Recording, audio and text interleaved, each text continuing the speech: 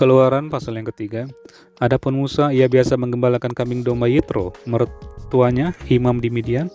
Sekali ketika ia menggiring kambing domba itu ke seberang padang gurun, sampailah ia ke gunung Allah, yaitu gunung Horeb. Lalu malaikat Tuhan menampakkan diri kepadanya di dalam nyala api yang keluar dari semak duri. Lalu ia melihat dan tampaklah semak duri itu menyala tetapi tidak dimakan api. Musa berkata, "Baiklah, aku menyimpang ke sana untuk memeriksa penglihatan yang hebat itu. Mengapakah tidak terbakar semak duri itu?" Ketika dilihat Tuhan bahwa Musa menyimpang untuk meriksanya, berserulah Allah dari tengah-tengah semak duri itu kepadanya, "Musa, Musa." Dan ia menjawab, "Ya Allah." Lalu ia berfirman, "Janganlah datang dekat-dekat.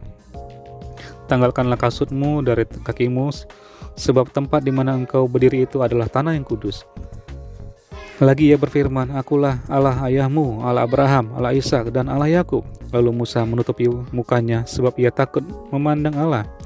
Dan Tuhan berfirman, "Aku telah memperhatikan dengan sungguh kesengsaraan umatku di tanah Mesir, dan aku telah mendengar seruan mereka yang disebabkan oleh pengerah-pengerah mereka. Ya, aku mengetahui penderitaan mereka. Sebab itu aku telah turun untuk melepaskan mereka dari tangan orang Mesir dan menuntun mereka keluar dari negeri itu ke suatu negeri yang baik dan luas, suatu negeri yang berlimpah-limpah susu dan madunya,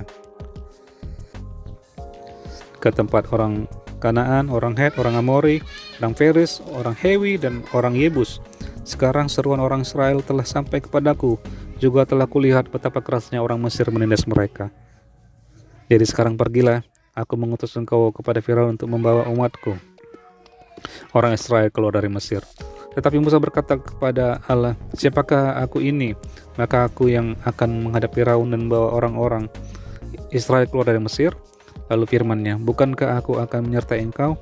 Inilah tanda bagimu bahwa aku yang mengutus engkau. Apabila engkau telah membawa bangsa itu keluar dari Mesir, maka kamu akan beribadah kepada Allah di gunung ini." Lalu Musa berkata kepada Allah, "Tetapi apabila aku mendapatkan orang Israel dan berkata kepada mereka, Allah nenek moyangmu telah mengutus aku kepadamu, dan mereka bertanya kepadaku, bagaimana tentang namanya? Apakah yang harus kujawab kepada mereka?" Firman Allah kepada Musa, "Aku adalah aku." Lagi firman-Nya, "Beginilah kau katakan kepada orang Israel itu, Akulah aku telah mengutus aku kepadamu."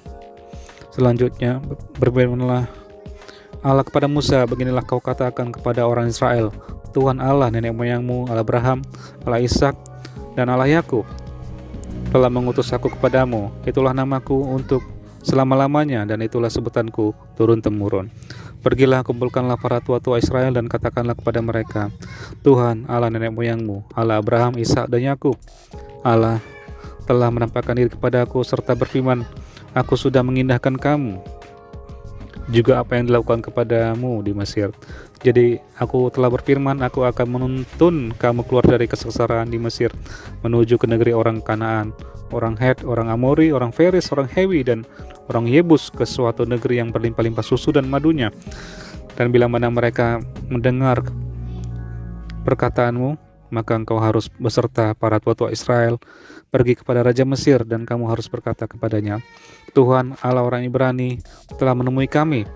Oleh sebab itu izinkanlah kiranya kami pergi ke padang gurun 3 hari lamanya jauhnya untuk mempersembahkan korban kepada Tuhan Allah kami.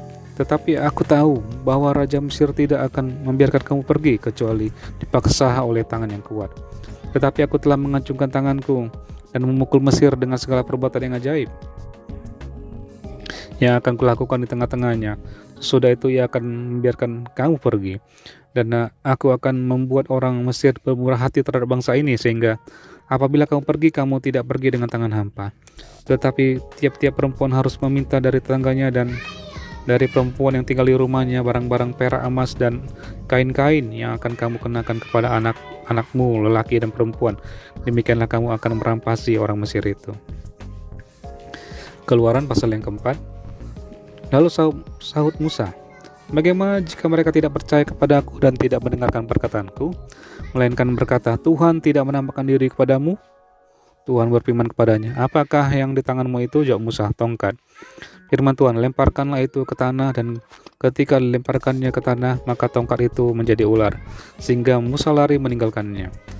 Tetapi firman Tuhan kepada Musa, ulurkanlah tanganmu dan peganglah ekornya. Lalu Musa mengulurkan tangannya, ditangkapnya ular itu lalu menjadi tongkat di tangannya. Supaya mereka percaya bahwa Tuhan, Allah nenek moyang mereka, Allah Abraham, Allah Ishak, dan Allah Yakub telah menampakkan diri kepadamu. Lagi firman Tuhan kepadanya, masukkanlah tanganmu ke dalam bajumu. Dimasukkannya tangannya ke dalam bajunya, dan setelah tariknya keluar, maka tangannya kena kusta, putih seperti salju. Sesudah itu firman-Nya, masukkanlah tanganmu kembali ke dalam bajumu. Musa memasukkan tangannya kembali ke dalam bajunya, dan setelah tariknya keluar, maka tangan itu pulih kembali seperti seluruh badannya. Jika mereka tidak percaya kepadamu dan tidak mengindahkan tanda mujizat yang pertama, maka mereka akan percaya kepada tanda mujizat yang kedua. Dan jika mereka tidak juga percaya kepada kedua tanda mujizat ini dan tidak mendengarkan perkataan, maka engkau harus mengambil air dari sungai Nil dan harus kau curahkan di tanah yang kering. Lalu air yang kau ambil itu akan menjadi darah di tanah yang kering itu. Lalu kata Musa kepada Tuhan, Tuhan, aku ini tidak pandai bicara, dahulu pun tidak, dan sejak engkau berfirman kepada hamba-Mu pun tidak, sebab aku berat mulut dan berat lidah. Tetapi Tuhan berfirman kepadanya, siapakah yang membuat lidah manusia? Siapakah yang membuat orang bisu atau tuli? Membuat orang melihat atau buta? Bukankah aku, yakni Tuhan? Oleh sebab itu pergilah, aku akan menyertai lidahmu dan mengajar engkau apa yang harus kau katakan. Tetapi Musa berkata, Tuhan, utuslah kiranya siapa saja yang patut kau utus. Maka bangkitlah murka Tuhan terhadap Musa dan ia berfirman, bukankah di situ Harun, orang Lewi itu, kakakmu? Aku tahu bahwa ia pandai bicara, lagi pula ia telah berangkat menjumpai engkau, dan apabila ia melihat engkau, ia akan bersukacita dalam hatinya. Maka engkau harus berbicara kepadanya dan menaruh perkataan itu ke dalam mulutnya. Aku akan menyertai lidahmu dan lidahnya dan mengajarkan kepada kamu apa yang harus kamu lakukan. Ia harus bicara bagimu kepada bangsa itu, dengan demikian ia akan menjadi penyambung lidahmu dan engkau akan menjadi seperti Allah baginya. Dan bawalah tongkat ini di tanganmu yang harus kau pakai untuk membuat tanda-tanda mujizat. Ayat ke-18, Musa kembali ke Mesir. Lalu Musa kembali kepada mertuanya Yitro serta berkata kepadanya, izinkanlah kiranya aku kembali kepada saudara-saudaraku yang ada di Mesir untuk melihat apakah mereka masih hidup. Yitro berkata kepada Musa, pergilah dengan selamat. Adapun Tuhan sudah berfirman kepada Musa di Midian, kembalilah ke Mesir sebab semua orang yang ingin mencabut nyawamu telah mati. Kemudian Musa mengajak istri dan anak-anaknya laki lalu menaikkan mereka ke atas keledai dan ia kembali ke tanah Mesir, dan tongkat Allah itu dipegangnya di tangannya. Firman Tuhan kepada Musa, pada waktu engkau hendak kembali ini ke Mesir, ingatlah supaya segala mujizat yang telah kuserahkan ke dalam tanganmu kau perbuat di depan Firaun. Tetapi aku akan mengeraskan hatinya sehingga ia tidak membiarkan bangsa itu pergi. Maka engkau harus berkata kepada Firaun, beginilah firman Tuhan, Israel ialah anakku yang sulung. Sebab itu aku berfirman kepadamu, biarkanlah anakku itu pergi supaya ia beribadah kepadaku. Tetapi jika engkau menolak membiarkannya pergi, maka aku akan bunuh semua anakmu yang sulung.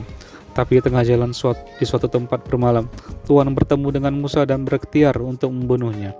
Lalu Zipora mengambil pisau batu, dipotongnya kulit katan anaknya, kemudian disentuhnya dengan kulit itu di kaki Musa sambil berkata, sesungguhnya engkau pengantin darah bagiku. Lalu Tuhan membiarkan Musa pengantin darah, kata Zipora pada waktu itu karena mengingat sunat itu. Berfirmanlah Tuhan kepada Harun, pergilah ke padang gurun menjumpai Musa. Ia pergi dan bertemu dengan dia di gunung Allah lalu menciumnya. Kemudian Musa memberitahukan kepada Harun segala firman Tuhan yang disuruhkannya kepadanya untuk disampaikan dan segala tanda mujizat yang diperintahkannya kepadanya untuk dibuat. Lalu pergilah Musa beserta Harun dan mereka mengumpulkan semua tua-tua Israel. Harun mengucapkan segala firman yang telah diucapkan Tuhan kepada bangsa serta membuat di depan bangsa itu tanda-tanda mujizat itu.